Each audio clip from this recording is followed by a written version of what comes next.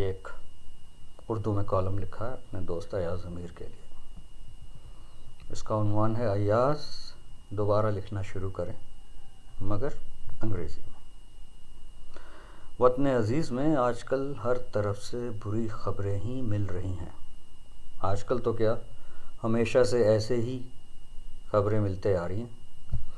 تازہ ترین یہ کہ ہمارے دل عزیز لکھاری ایاز امیر نے کالم لکھنا چھوڑ دیا ہے. ایسا انہوں نے احتجاجاً کیا ہے. روزنامہ دنیا نے ان کے 1-2 کالم نہیں چھاپے. کوئی وجہ ہوگی.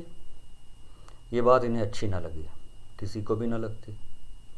لہٰذا انہوں نے مزید لکھنے سے انکار کر دیا. مایوسی میں مزید اضافہ ہوا. پہلی مایوسی ان کے حوالے سے تب ہوئی تھی جب چند برسوں قبل انہوں نے انگریزی میں لکھنا چھوڑ دیا تھا اور اردو کالم نگاری میں تباہ آزمائی شروع کر دی تھی. اب یہ لکھنے کی ضرورت نہیں کہ انگریزی زبان پر ان کا عبور کسی بھی بہترین انگریزی دان سے ہرگز کم نہیں بلکہ زیادہ ہی ہوگا. ہمیں تو ان کی انگریزی میں شیکسپیئر اور جین آسٹن والا ذائقہ محسوس ہوا.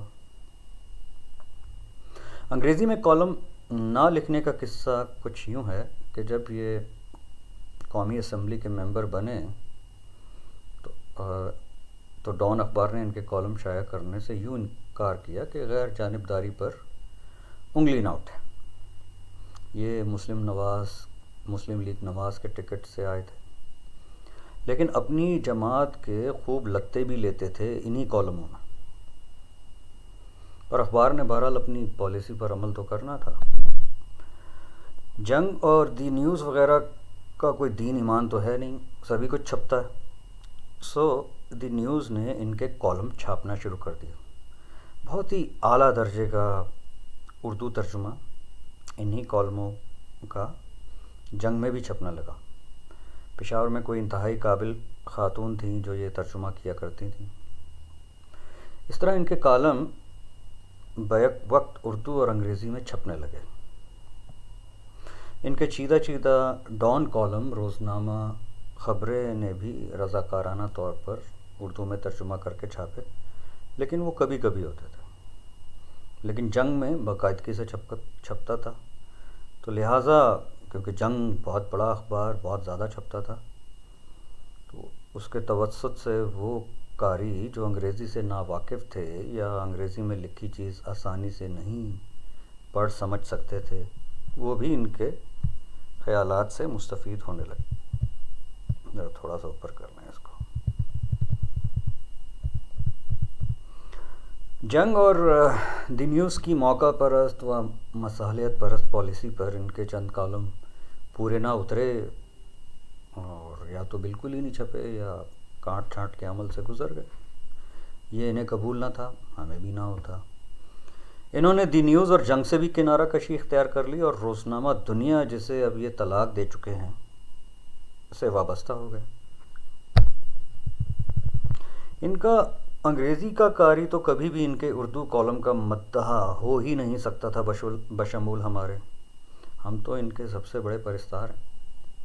لہٰذا اردو کا کالم انہی کے انداز میں دل میں ہم انگریزی میں ترجمہ کر کے محسوس ہوتے تھے. پھر نہ جانے کیوں اچانک انہوں نے ایک موضوع کا دامن پکڑ لیا اور کسی کلاسیکل گویے کی طرح اسی کا پلٹا دن رات رٹنا شروع کر دیا. سارے کا میں پتا نہیں سا نہیں دفعہ مگر ایسے وہ پلٹا کیا تھا. پاکستان میں شراب پر پابندی کیوں ہے. شراب کے حوالے سے ان کا حال کچھ ایسا ہی تھا جیسا ان حضرات کا ہے جن کے خاک مشتاق یوسفی صاحب نے اپنی مارکۃ الآراء کتاب آب گم میں لکھے. وہ سب ماضی پرست ماضی زدہ نوسٹیلجیا کے مارے ہوئے. بار بار پڑھ کے ہمیں بھی کوفت ہونے لگی. ایسا لگا کہ وطن عزیز میں اگر شراب سے پابندی اٹھا لی جاوے تو سب کی سب برائیاں خود بخود جڑ سے اکھڑ جائیں گی. بیزار ہو کر ہم نے بھی ان کا کالم پڑھنا چھوڑ دیا. لیکن یہ بات ہے کہ ان کے کالم میں کچھ نہ کچھ تاریخ کا ذکر ہوا کرتا تھا, کچھ پرانی باتیں ملتی تھیں. ایک وجہ اور بھی تھی. ان کا کالم تو انگریزی کا مزہ لینے کے لیے پڑھتے تھے۔ اب کل یہی بات بزرگ دوست جناب اظہار الحق صاحب سے بھی ہوئی، ان کا بھی یہی خیال تھا کہ انہیں صرف انگریزی ہی میں لکھنا چاہیے۔ ہمارا ماننا تو یہ ہے کہ انگریزی میں جملہ اگر کسی نے لکھا تو وہ دو ہی ہیں، ایک ایاز امیر اور دوسرے ہمارے دوست سرمد صاحبائی۔ اب حاسدین کہیں گے کہ سرمد نے کب لکھا انگریزی میں؟ تو عرض یہ ہے کہ ان سے پوچھئے جنہوں نے پڑھا ہے سرمد کو انگریزی میں۔ اردو میں اگر کسی نے جملہ لکھا ہے تو اس سوائے یوسی صاحب کے اور کوئی دوسرا نہیں۔